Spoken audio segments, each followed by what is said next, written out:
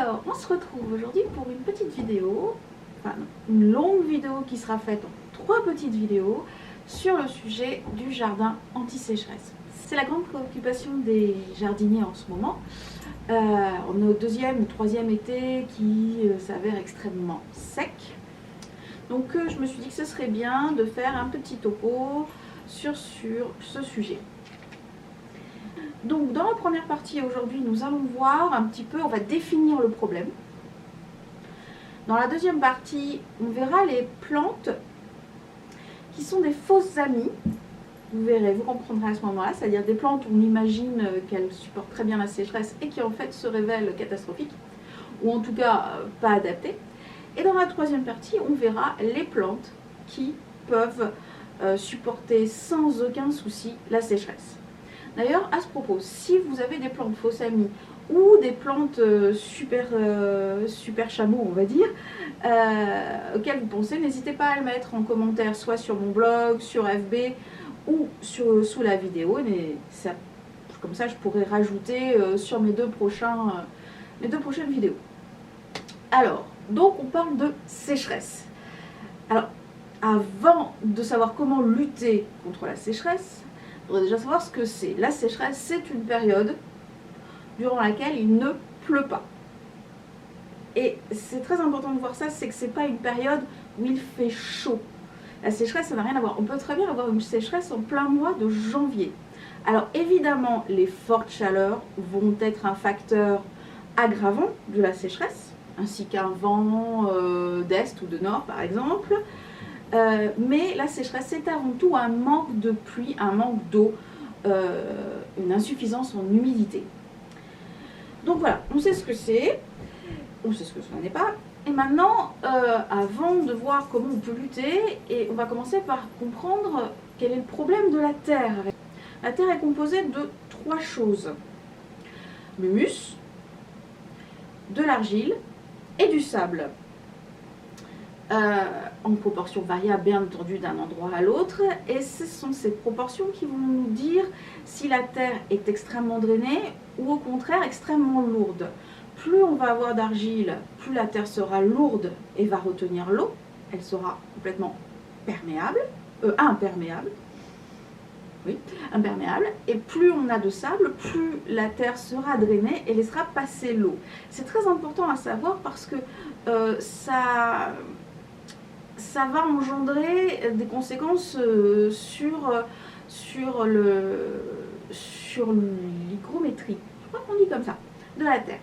En effet, dans une terre qui contient une bonne proportion d'argile, l'eau va rester au contact des racines et va sécher beaucoup plus lentement. Bon, quand c'est sec, c'est de la pierre, hein, ça on est d'accord. Mais surtout, elle va sécher beaucoup plus lentement, retenir l'eau beaucoup plus longtemps et donc garder de l'eau à disposition des racines beaucoup plus longtemps. Quand on a une terre qui est très sableuse, au contraire, l'eau va passer à travers la terre et aller plus profondément, elle ne restera pas très longtemps à disposition des racines. Elle va donc sécher beaucoup plus vite. Alors évidemment, quand on est sur une période de très forte pluie, l'avantage de l'une devient l'inconvénient de l'autre. Une terre très lourde va se gorger en eau jusqu'à devenir complètement étouffante et noyer littéralement les plantes.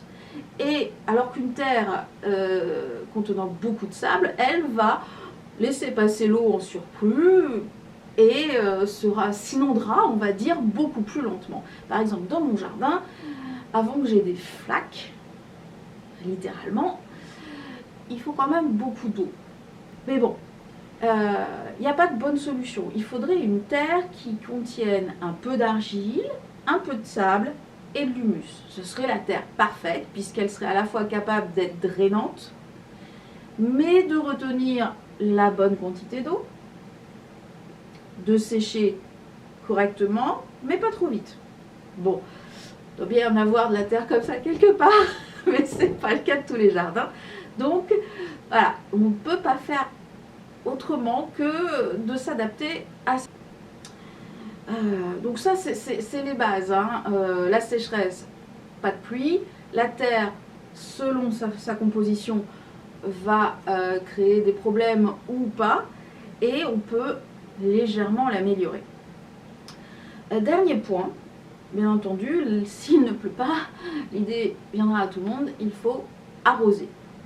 Bon, alors je dis il faut arroser. Comprenez bien que chacun est libre de la solution qu'il va choisir, c'est-à-dire d'arroser suffisamment pour compenser le manque d'eau, ou bien décider que le jardin se débrouille tout seul s'il ne pleut pas, soit les plantes survivent, soit elles ne survivent pas, mais c'est ainsi, on ne compense pas en eau.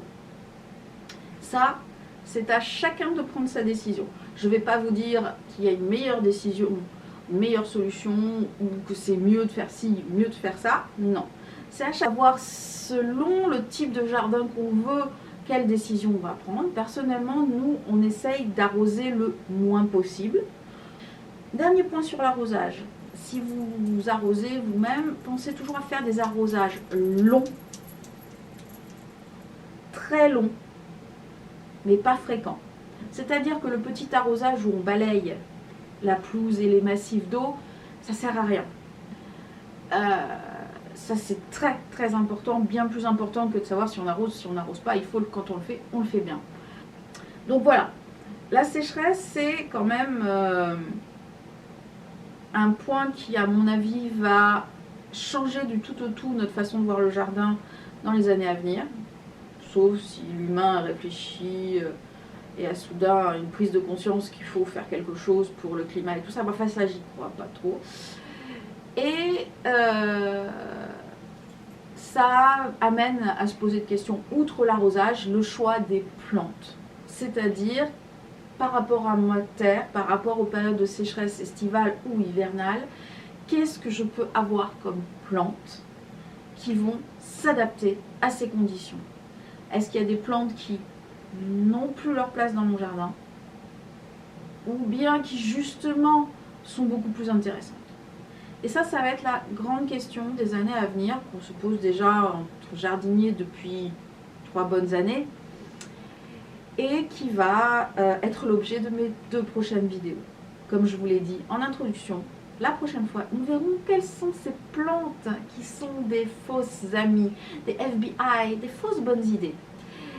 Et vous verrez qu'il y a des plantes que tous les journaux nous présentent comme plantes anti-sécheresse et qui en fait n'en sont pas. Mais ça, ce sera dans la prochaine vidéo. Prenez soin de vous. À bientôt. Tu veux participer, mon smiley? Oui, t'es mignon. Tu veux dire bonjour, smiley? Hop là. Bonjour.